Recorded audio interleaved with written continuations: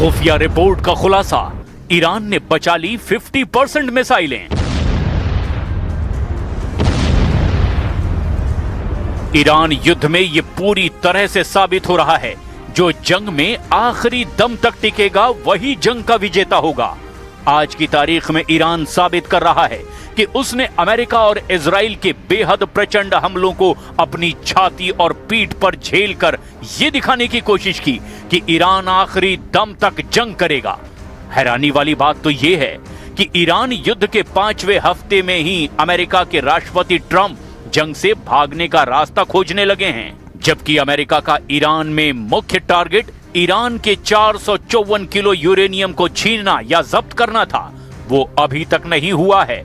और ना ही 47 साल से ईरान में चली आ रही खामनेई शासन का अंत हो पाया है, जो अमेरिका और इजराइल का सबसे बड़ा मिशन रहा।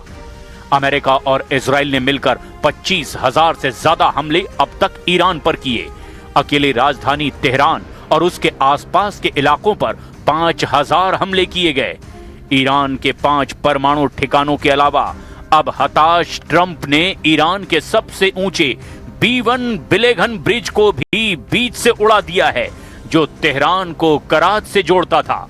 बदले में ईरान ने खाड़ी देशों के उन 8 पुलों को उड़ाने का ऐलान कर दिया, जिसका इस्तेमाल अमेरिकी सेना करती है। इस बीच अमेरिकी खुफिया रिपोर्ट में एक बहुत बड़ा खुलासा करते हुए दावा किया गया कि ईरान के पास अभी 50% से ज्यादा मिसाइलें बची हुई है, जो लंबा युद्ध करने के लिए काफी हैं।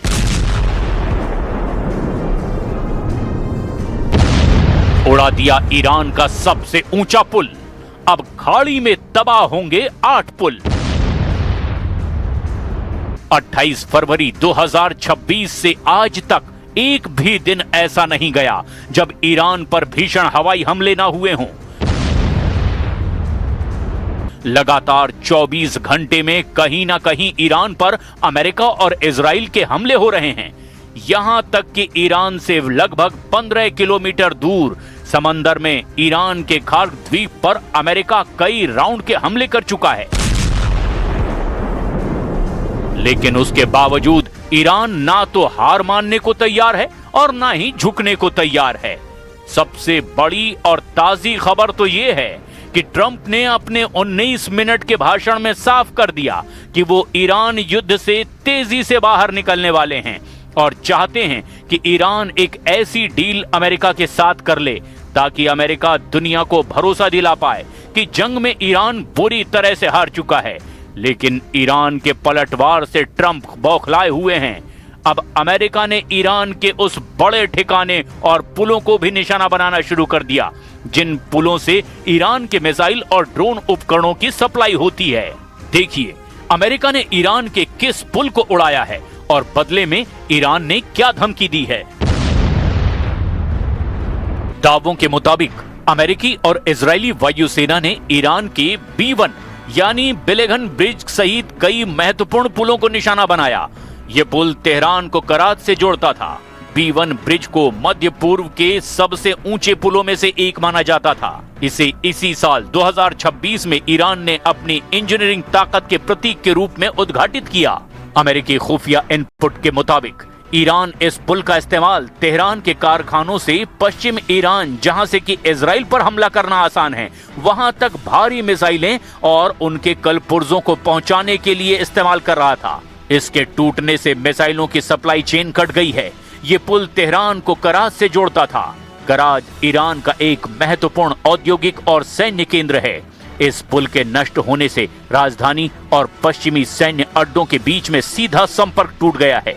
अमेरिकी राष्ट्रपति ट्रंप ने इस हमले के बाद सीधे तौर पर चेतावनी दी और कहा कि अभी तो शुरुआत है, अगला नंबर पावर ग्रिड का है।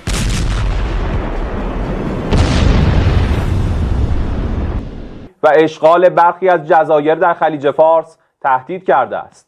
شکی نیست رئیس جمهور آمریکا با فشار سازمان تروریستی موساد 50% मिसाइलों से बदला लेगा ईरान।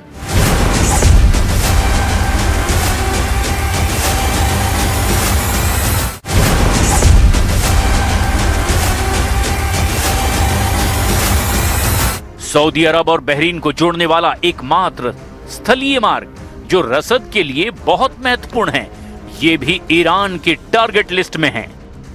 शेख जायद ब्रिज, संयुक्त अरब अमीरात का अबू धाबी का मुख्य प्रवेश द्वार इसे बोला जाता है और ये भी ईरान के टारगेट पर है।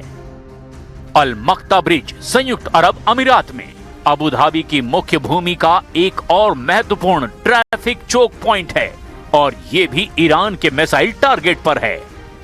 King Hussein Bridge, Jordan to West Bank, Jordan और वेस्ट बैंक के बीच माल ढुलाई का ये मुख्य मार्ग है। अगर ये तबाह हुआ तो जॉर्डन की सप्लाई चेन पर सीधे असर पड़ेगा। अब्दुन ब्रिज, जॉर्डन का अम्मान का एक प्रमुख केबल स्टेयर्ड पुल जो शहर के यातायात के लिए जीवन रेखा है। अगर इस पर भी हमला किया गया तो ये जॉर्डन पर ट्रिपल अटैक साबित होगा।